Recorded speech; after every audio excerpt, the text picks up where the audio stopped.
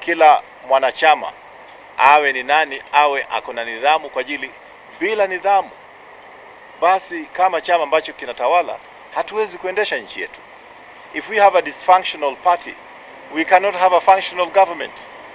And if we don't have a functional government, we cannot have a functional country. All these things are important.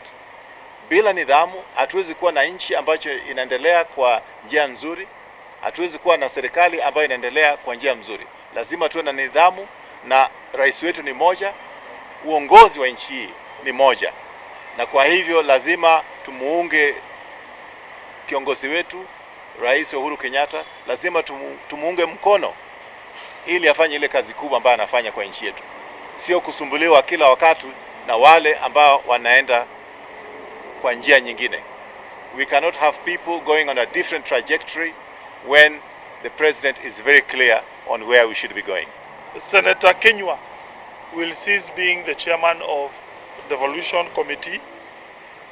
Senator Linturi will cease from being a member of PAC and also a vice chair of Legal. Dr. Langat will also cease from being the chairman of Education Committee, and also Senator Gerald K will cease from being the chairman of Legal Committee.